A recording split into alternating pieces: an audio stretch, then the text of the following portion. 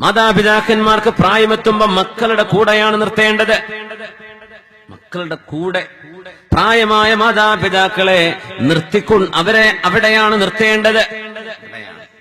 വാപ്പയും ഉമ്മയും ഒരു വീട്ടിൽ, മകൻ എപ്പോഴെങ്കിലും അങ്ങോട്ട് പോയി നോക്കുന്നു, തിരിച്ചു വരുന്നു, വാപ്പാക്ക് മരുന്ന് വാങ്ങിച്ചു കൊടുക്കുന്നു, തിരിച്ചു വരുന്നു. അപ്പൊ വാപ്പ ചോദിച്ചു, മോനെ, ഞാൻ നിന്റെ വീട്ടിൽ നിന്നോട്ടെ, നമ്മുടെ ആ വീട് ആർക്കെങ്കിലും വാടക കൊടുക്കാം, എനിക്ക് നിന്റെ കൂടെ നിൽക്കണമെന്ന് ആഗ്രഹമുണ്ട്. മോനോട് ഉപ്പ പറയാണ്. മോൻ ചോദിച്ചു, എന്റെ ഉപ്പ ഒരു മാറ്റം, ഉപ്പാന്റെ തറവാടാണ്, ഉപ്പ അവിടെ താമസിക്കുള്ളൂ, നിനക്കല്ലേ പറഞ്ഞിരുന്നത്.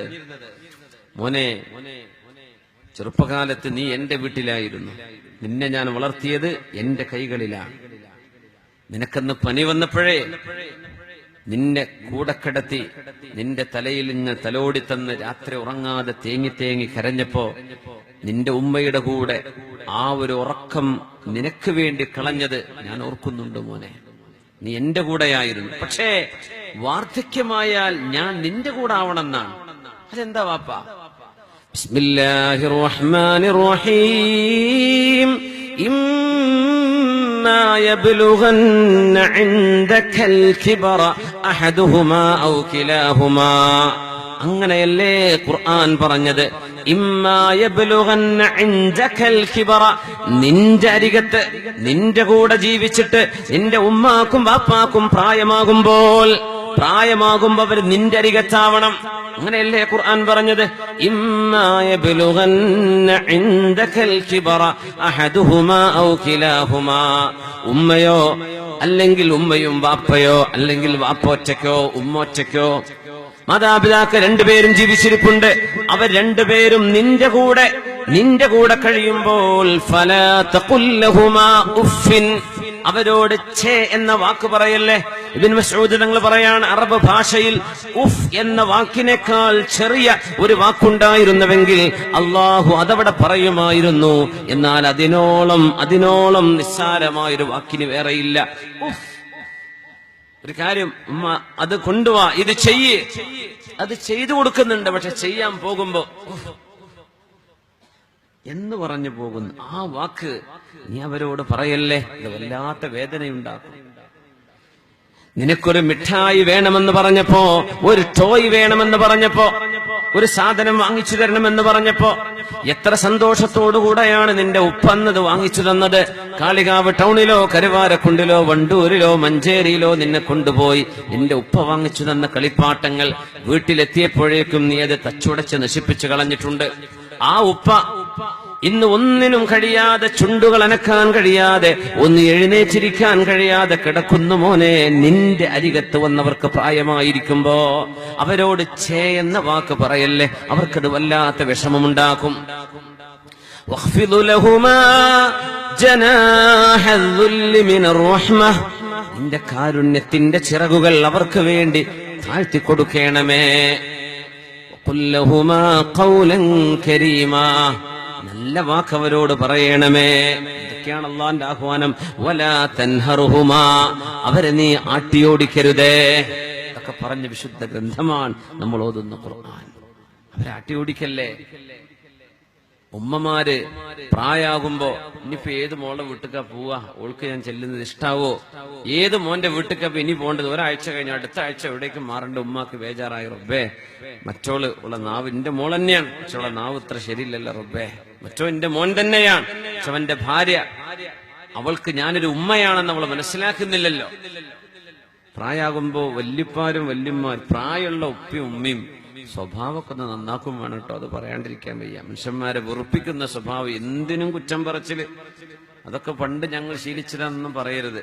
അതൊന്നും ഇപ്പൊ ആർക്കും സഹിക്കാൻ കഴിയില്ല. വെറുപ്പിക്കുന്ന സ്വഭാവം ചെയ്യരുത്.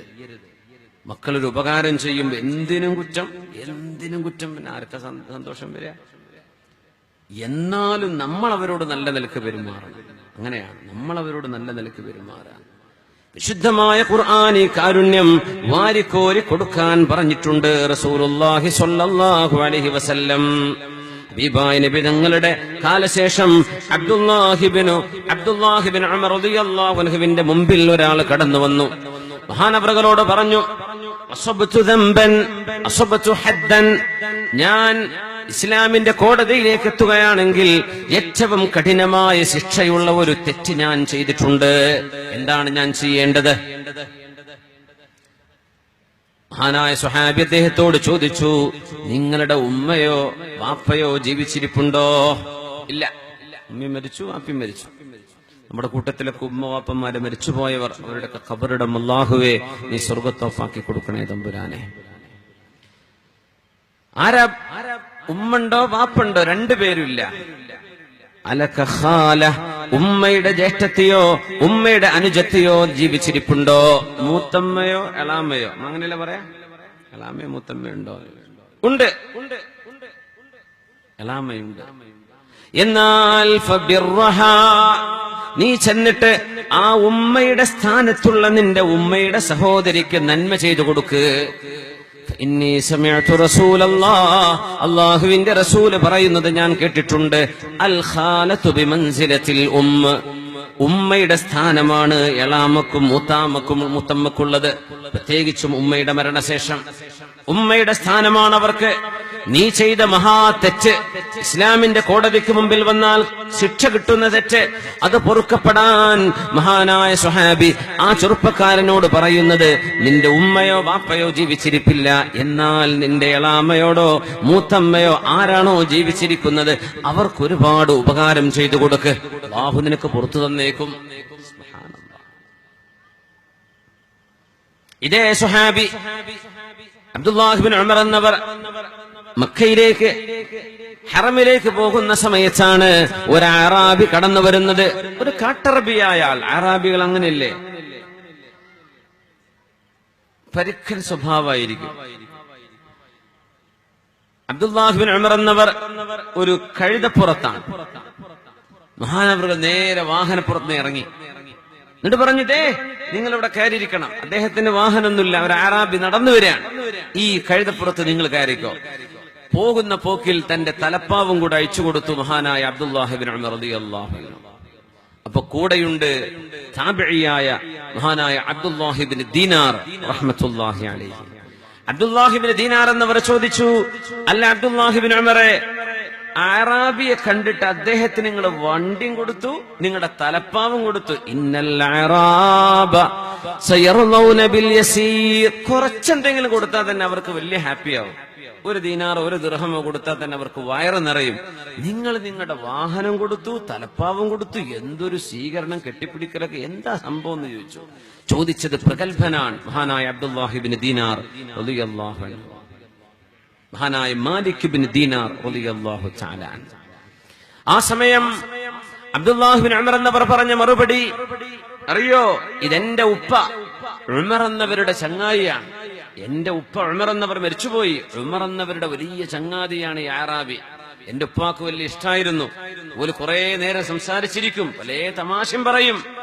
പിന്നെ നബി തങ്ങൾ പറഞ്ഞത് ഞാൻ കേട്ടിട്ടുണ്ടല്ലോ, ഹബീബായ നബി തങ്ങൾ പറഞ്ഞിട്ടുണ്ടല്ലോ, ഇന്ന ബർറൽ ബിർരി സിലത്തുൽ വലദി അഹ്ല വുദ്ദി അബീ, ഒരു ഉമ്മയോടോ വാപ്പയോടോ ചെയ്യുന്ന ഏറ്റവും നല്ല നന്മ മാതാപിതാക്കളുടെ സുഹൃത്തുക്കളോട്, പ്രത്യേകിച്ചും മാതാപിതാക്കളുടെ മരണശേഷം ഉമ്മയുടെ സുഹൃത്തുക്കള്, കൂട്ടുകാരികള്, ഉപ്പയുടെ കൂട്ടുകാർ, ഉപ്പയുടെ ചങ്ങാതിമാർ, അവരോട് നമ്മൾ ബന്ധം പുലർത്തുന്നതും അവരെ സ്നേഹിക്കുന്നതും അവരെ സഹായിക്കുന്നതും അവരെ സന്തോഷിപ്പിക്കുന്നതും സ്വന്തം വാപ്പയോട് ചെയ്യുന്ന നന്മകളിൽ ഏറ്റവും വലിയ നന്മ വാപ്പയുടെ ചങ്ങാതിമാരോട് ചെയ്യുന്ന നന്മയാണെന്ന് അല്ലാഹുവിന്റെ റസൂല് പറഞ്ഞിട്ടില്ലേ?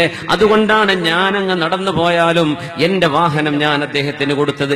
എന്റെ ഉപ്പയുടെ ചങ്ങാതിയായിരുന്നു അറാബി. സുബ്ഹാനല്ലാഹ്. മരിച്ചു കഴിഞ്ഞാൽ വാപ്പമാരുടെ ചങ്ങാതിമാരെ കിടക്കൊക്കെ വിളിക്കുക, അവർക്കൊക്കെ ഭക്ഷണം കൊടുക്കുക. വെറൂ കല്യാണം ഉണ്ടാവാൻ വേണ്ടി മാത്രം കാത്തിരിക്കണ്ട. കല്യാണം ആകുമ്പോ ചെമ്പിലേറിട്ട പെട്ടെന്ന് വലിയ നഷ്ടമില്ലാതെ കാര്യം നടക്കും. അങ്ങനെയല്ല, ഒന്ന് വിളിച്ചു വരുത്തിയിട്ട്, ആ വാപ്പാന്റെ ചങ്ങായിയല്ലേ, വാപ്പുള്ള കാലത്ത് നിങ്ങൾ കിടക്കിടക്ക് വരാറില്ലേ, ഇന്ന് വരും. ഇവിടെ കുറെ ആൾക്കാരുണ്ടാവും, ബുക്ക് ചെയ്തോളിപ്പോ തന്നെ, ഇനിയിപ്പോ കണ്ടില്ല എന്ന് വരും. വാപ്പാന്റെ സ്വന്തം ഉപ്പയുടെ ചങ്ങാതിമാരൊക്കെ ഉണ്ടെങ്കിൽ ഇങ്ങോട്ടും ഇങ്ങോട്ടൊക്കെ സ്നേഹം പുലർത്തുക. സ്വന്തം വാപ്പയോട് ചെയ്യുന്ന നന്മ, ഏറ്റവും നല്ല നന്മ ഈ കൂട്ടുകാരോട് ചെയ്യലാണെന്ന. ഇത്രയും മനോഹരമാണ് നമ്മുടെ ദീൻ, ഇത്രയും മനോഹരം. ബന്ധങ്ങളാണ് ഇന്ന് നമ്മൾ മതിൽക്കെട്ടുകൾ തീർത്തിട്ട് ബന്ധങ്ങളെ വേർതിരിക്കുകയാണ്. ബന്ധങ്ങളാണ് ഇസ്ലാം, കാരുണ്യമാണ് ഈ തണലും സംരക്ഷണവും എല്ലാവരോടും, പരമമായ കാരുണ്യം. പരമമായ കാരുണ്യമാണ് ഞാൻ ഉദ്ദേശിച്ചത് എന്ന് നബി തങ്ങൾ സ്വല്ലല്ലാഹു അലൈഹി വസല്ലം ആ കരുണയാണല്ലോ ഹബീബായ നബി തങ്ങൾ നമുക്ക് പഠിപ്പിച്ചത്.